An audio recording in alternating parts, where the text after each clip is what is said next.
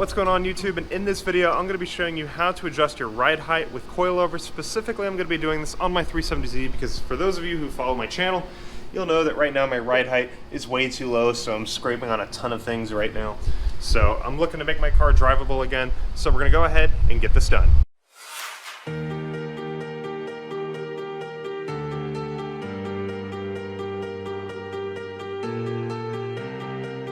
And just as a safety reminder, guys, whenever you're jacking your car up, you got to make sure that it is secure on jack stands before you begin doing any work on the car. I did have a distant family member that passed away for something similar to this. He was working underneath the car wasn't secured, and the car fell on top of him.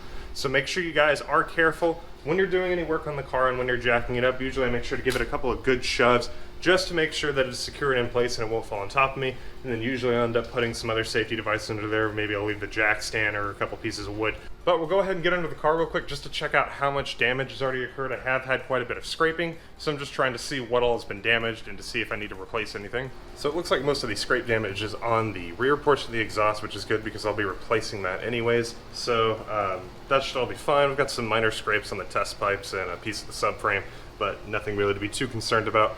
So let's go ahead and continue with this project.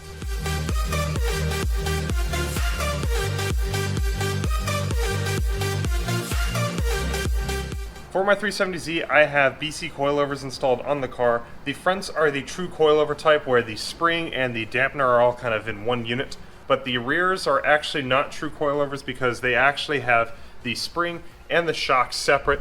They are two separate pieces. We have, of course, the shock here as well as the spring over here. So these can be a little bit more tricky to do because there's two parts you have to worry about. So we'll actually go ahead and start with the fronts, where the process for changing the ride height on these is going to be a lot easier. So all we need to do for the fronts is we're going to loosen this bottom collar. To do that, you're going to twist it to the right if you're facing the coilovers from the outside of the car. You'll twist this bottom collar to the right, that way it'll thread up the shaft, and then that will loosen the coilover for you to be able to turn it either into or out of this bottom section here. So in order to do that, once you've gotten the bottom collar loosened, you'll go ahead and stick your coilover wrench on the top nut right here, and then if you're wanting to lower the car, you're going to twist it to the left, and if you want to raise the car, you're going to twist it to the right. A quick tip for you guys, if you're planning on lowering the car, you can actually use this bottom gold sleeve to gauge how much you actually need to thread the column into the sleeve here. You can just thread this gold sleeve until the distance between the nut and the top of the sleeve here is at the change in height that you want to make it by how much you want to lower it. But since I'm planning on raising the car, I'm going to go ahead and thread the nut back against the sleeve here. I'm only going to put a light bit of pressure on it. I'm not going to try and tighten it all the way, so that way the column is loose. But doing this will mean that as I begin to raise the column and thread it out of the bottom sleeve, I can measure the distance between this nut and the top of the sleeve to gauge how much I've raised the car. You also want to go ahead and disconnect your brake lines and tape them out of the way. That way you have plenty of room to work with your wrench, and so they don't snag when you begin to rotate the shaft of the shock around. It is important to maintain your coilovers by at least going and adjusting it once a year.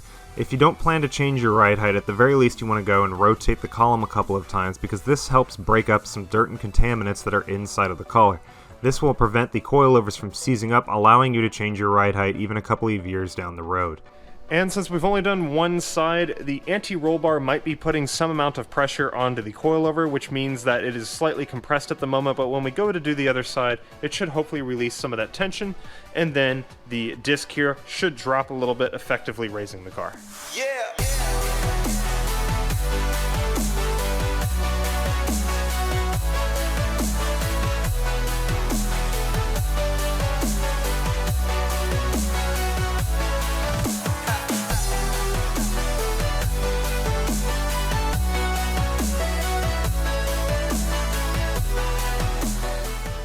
And at this point, now that you have raised or lowered both sides of the coilovers on the front, you may just want to go back one more time and remeasure the height of the coilover. You can either start from like the hat up here and then measure down to this bottom collar and then check that with the other side just to make sure that they're the same. You could also measure the distance between the collars here as well as the height of the spring. You just want to make sure that both sides have the same amount of compression on the spring as well as distance between the collars. That way both the left and the right side of the car are sitting at the same height.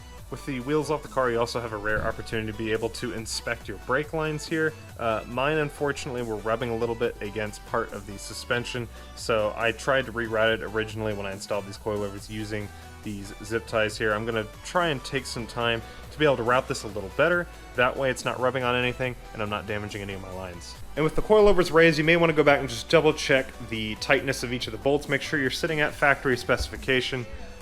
And then you may want to also adjust your dampening settings. You can of course see this knob here that allows you to change how stiff or soft the dampening settings are.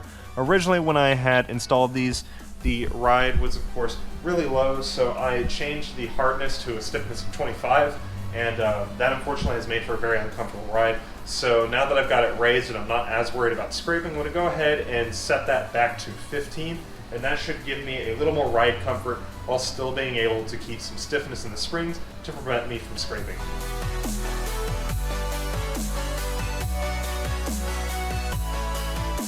And with the front complete, we are now going to move on to the rears.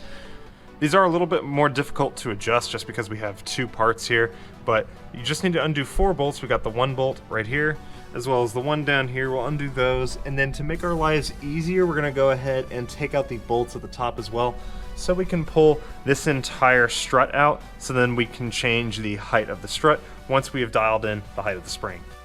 To clarify, you don't actually need to remove the strut completely from the vehicle. In fact, all you need to do is remove the 2 bolts that are pictured here. This will free the bottom of the spring for you to be able to remove the spring out and adjust its height, and then it will also release the bottom of the strut. For the strut, you will also want to loosen the bolts that are sitting at the top of it, but you don't actually need to take them out completely. This will give you enough wiggle room to be able to move the strut out of the way. Then you will be able to rotate the strut like I'm doing here to adjust the height without having to take it completely out of the vehicle. If you are wanting to adjust the dampening settings, however, you might want to remove it completely because you'll have access to the top of the strut without having to take out all of the body panels inside the car. With the spring and the spring hat removed from the vehicle, all we need to do to adjust the ride height is take the hat itself and adjust where the gold collars are on the threading. To raise the vehicle, you'll increase the amount of threading between the gold collars and the top of the spring hat, and to be able to lower it, you're going to decrease this. Hopefully you took some measurements to determine how much you need to raise or load the vehicle by, and then you can adjust this spring hat accordingly. When replacing the spring and the spring hat back in the vehicle, it is important to try and make sure that the boot that sits on the bottom of the spring is aligned correctly so that it can't rotate, and you want to make sure that the spring hat is also centered where it's supposed to go, otherwise you can get some suspension noise from this. And then trying to get everything to line up again correctly can be a little bit tricky. You want to make sure to apply enough preload with the jack on the spring so that way the spring can't move around when the suspension is completely lowered like it is now.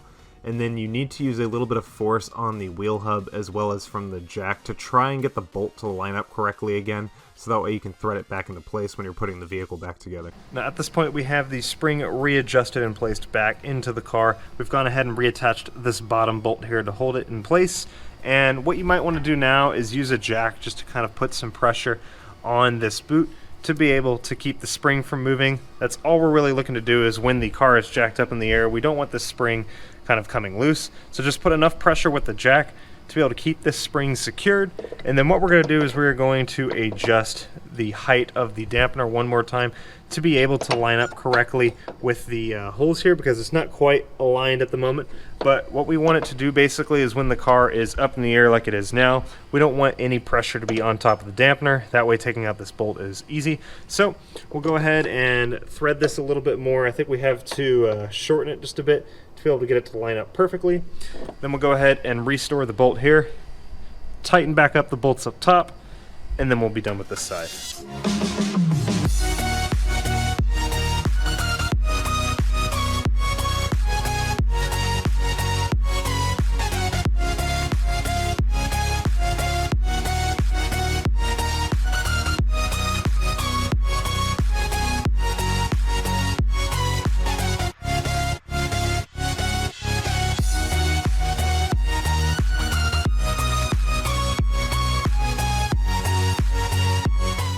And if you did not remove the strut completely from the vehicle, but you still want to adjust your dampening settings, you will have to basically take all of the trim out of the trunk If you want a complete tutorial on this, you can watch my video on how to take out your strut bar. I will leave a link in the description below to this, just for your information. And just like that, the Z's ride height is now adjusted. It is sitting about 3/4 of an inch higher than what I originally had it at. I can finally get over speed bumps and I'm not scraping on anything anymore. I've had a couple of days to drive it and it is just so nice not having to rub on anything. That is how you adjust the coilovers on a 370Z. If you guys have any questions, make sure to leave a comment down below. I will try to answer them as soon as possible, and I will see y'all in the next video. Later.